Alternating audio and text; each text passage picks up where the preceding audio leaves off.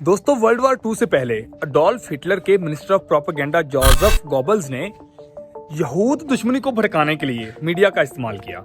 इन्होंने यहूद मुखालिफ एजेंडे के ऊपर फिल्में तैयार की और इस तरह पूरी कामयाबी के साथ इन्होंने पूरे मुल्क के अवाम को बुनियाद परस्त बना दिया और इस तरह जर्मनी के अंदर इन्होंने अवाम की जो रजामंदी है उसको हासिल किया। दोस्तों, मौजूदा वक्त के अंदर ठीक इसी तरह हिंदुस्तान की जो फाशिस्ट गवर्नमेंट है, मोदी सरकार है, वो हिटलर के हरबों को दोहरा रही है। दोस्तों, एक मौजू को कायम करने और फिर उसको फ्रेम करने और फिर उसके ऊपर झूठी खबरें फैलाने के हवाले से हिंदुस्तान एक जेली टेलीविजन फैक्ट्री के तौर पर मशहूर हो गया है। दोस्तों, माजी में भारत कश्मीर तनाज़े के ऊपर कई फिल्में बना चुका है। Prime minister Narendra Modi film industry को अपने एक प्रोपेगेंडा मशीनरी के एक टुकड़े के तौर के ऊपर इस्तेमाल करना चाहते हैं ताकि दुनिया के अंदर मुस्लिम माइनॉरिटीज को एक शरपसंद और इंसान दुश्मन के तौर के ऊपर दिखाया जा सके। दोस्तों, बॉलीवुड में मूवीज की एक लंबी लिस्ट है जो मुकम्मल तौर पर मुस्लिम और ईसाई बयानी के मुखालिफ बनाई गई है।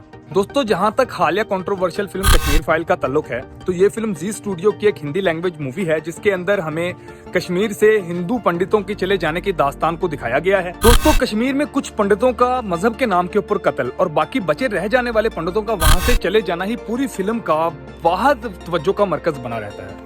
अब दोस्तों, हिंदुस्तान कश्मीर का जो इतिहास है वो दोबारा लिखने की कोशिश कर रहा है ताकि इसकी तरह मतलब कश्मीर फाइल्स की जैसी शर अंगेज और इंसान दुश्मन जो मूवीज बनाई जा सके जिसके अंदर शर और फसाद का जो जिम्मेदार है वो दीन इस्लाम को और मुसलमानों को ठहराया जाए। दोस्तों, कश्मीर फाइल मूवी के अंदर दिखाया गया है कि जो कश्मीर के रहने वाले मुसलमान हैं वो वहाँ पे रहने वाले हिंदुओं को वहाँ से या तो जबरदस्ती निकाल देते हैं या फिर उनको इतना मजबूर कर देते हैं, उनको इतना टॉर्चर करते हैं कि वो खुद ही वहाँ से चले जाएं। दोस्तों, ये तो फिल्म के हिसाब से ये सारी कहानी होगी कि कश्मीर से जो हिंदू पंडित थे वो क्यों चले गए थे अपना घर छोड़ के, लेकिन हकीकत दोस्तों इसके बिल्कुल बरक्स है। फिल्म के अंदर दिखाया गया है कि वहाँ के मुसलमानों ने उनको इतना मजबूर कर दिया था कि वो लोग अपना घर छोड़ के चले गए, लेकिन हकीकत में ये बिल्कुल भी नहीं होता है। हकीकत इसके बिल्कुल मुख्तलिफ है।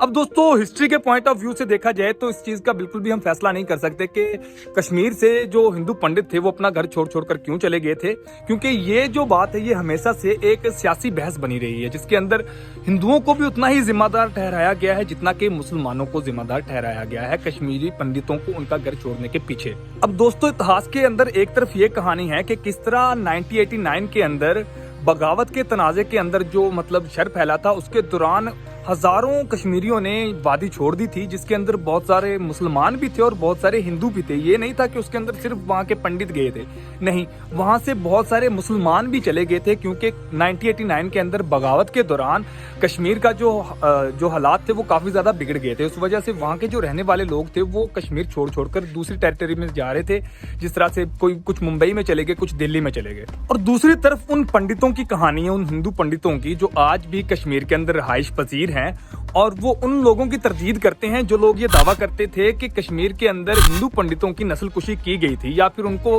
कश्मीर छोड़ने पर मजबूर किया गया है। अब दोस्तों, इतिहास को तोड़ मरोड़ कर पेश करना ब्रेन वॉशिंग का एक शानदार तरीका था जो हिटलर और उसके हामी इस्तेमाल करते थे और सेम वही तरीका आज हिंदुस्तान इस्तेमाल कर रहा है। दोस्तों, मौजूदा हिंदी फिल्में इतिहास, सियासत या फिर मजहब या फिर इनके जैसे ही टॉपिक्स के ऊपर बनाई जा रही हैं जिसके अंदर पद्मावत, सम्राट पृथ्वीराज, झांसी की रानी या फिर कश्मीर फाइल जैसी चंद ऐसी मूवीज एग्जाम्पल के तौर पर हैं जो तारीखी वाकयात के ऊपर मबनी होने का दावा करती हैं। हालांकि इन मूवीज में ज्यादातर मामलात को अपनी मर्जी के मुताबिक हेरा फेरी और तोड़ मरोड़ कर अपने हिसाब के मुताबिक अफसाने के साथ बयान किया गया है। दोस्तों, अब शायद यही वजह है जिसके नतीजे के अंदर बॉलीवुड की बड़ी बड़ी जो मूवी है वो फेल हो रही है और इंडिया के अंदर बॉयकॉट बॉलीवुड का ट्रेंड चल रहा है। जिन एक्टर्स की मूवी कई 100 करोड़ रुपए कमा लेती थी, हम देखते थे कि कोई मूवी 1000 करोड़ रुपए कमा रही है, कोई मूवी 1500 करोड़ रुपए कमा रही है, उन्हीं एक्टर्स की मूवी आजकल 100 करोड़ रुपए भी क्रॉस नहीं कर पा रही। जिसकी हम मिसाल लेते हैं, बॉलीवुड के सबसे बड़े जो नामवर अदाकार हैं आमिर खान साहब,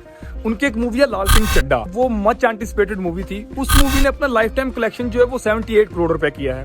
उसी के साथ ऋतिक रोशन और सैफ अली खान की एक मूवी है Vikram Vedha, mind blowing movie है, बहुत अच्छा एक्शन है उसके अंदर। उस मूवी ने भी 100 करोड़ रुपए क्रॉस नहीं वो कर पाई अपने लाइफ टाइम कलेक्शन के अंदर। अब दोस्तों, ये थी कहानी बॉलीवुड के एक्सट्रीमिज्म की। होप सो के बॉलीवुड के जो बड़े बड़े राइटर्स हैं, प्रोडक्शन हाउसेस हैं, वो गवर्नमेंट के पपेट नहीं बनेंगे, किसी मोदी को हिटलर नहीं बनने देंगे।